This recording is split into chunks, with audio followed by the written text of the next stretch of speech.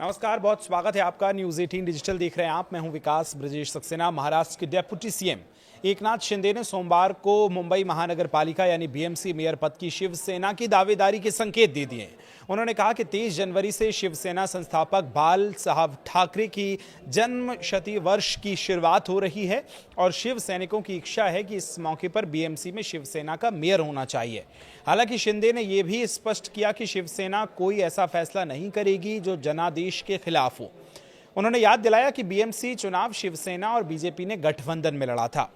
जिन नगर निगमों में शिवसेना और बीजेपी ने साथ मिलकर चुनाव लड़ा, वहां महायुति का ही मेयर बनेगा। महाराष्ट्र में बीएमसी समेत 29 नगर निगमों में 15 जनवरी को चुनाव हुए थे और 16 जनवरी को रिजल्ट आया था। बीएमसी के 227 सीटों में भाजपा को 89, शिंदे गुट को 29 सीटें मिली। मेयर के लिए बहुमत का आंकड़ा 114 है, इसलिए भाजपा को शिंदे गुट के 25 पार्षदों के समर्थकों की जरूरत होगी। नतीजों के बाद शिवसेना ने अपने 29 पार्षदों को बांद्रा के होटल ताज लैंड्स एंड में ठहरा दिया है। हालांकि पार्टी का कहना है कि होटल में पार्षदों के लिए ओरिएंटेशन वर्कशॉप किया जा रहा है ताकि उन्हें देश की सबसे समृद्ध नगर निकाय यानी बीएमसी के कामकाज की जानकारी दी जा सके। मेयर पद के लिए 22 जनवरी को जो है लॉटरी निकलने वाली है, क्योंकि 29 नगर निगमों में मेयर पद के लिए 22 जनवरी को लॉटरी निकाली जाएगी। इसमें यह तय होगा कि पद ओपन कैटेगरी, अनुसूचित जाति, जनजाति, अन्य पिछड़ा वर्ग या महिलाओं के लिए आरक्षित होगा। कैटेगरी तय होते ही उसी दिन या अगले दिन अधिसूचना जारी हो जाएगी। इसके बाद 7 दिन का नोटिस अनिवार्य होने के कारण मेयर चुनाव 29 या 30 जनवरी को होने की संभावना है।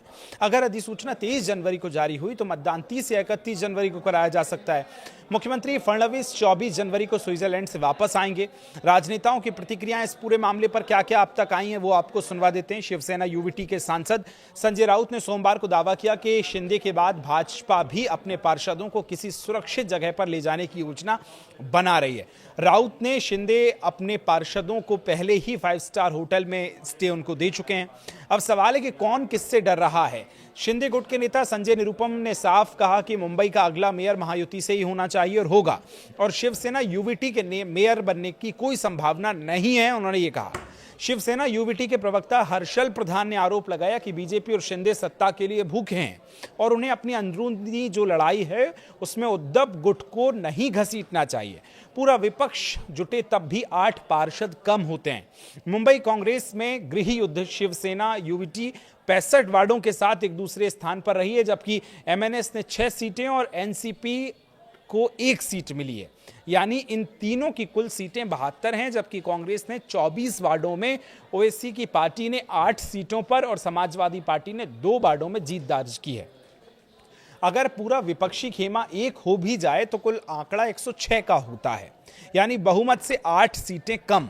यहीं से पार्षदों की खरीद फरोख्त का और दल बदल का खतरा नजर आता है और तेज भी हो जाता है। ठाकरे परिवार अगर 8 पार्षदों को अपने साथ मिलाने में कामयाब हो जाता है तो बीएमसी पर भाजपा का कब्जा रोक सकती है विपक्ष।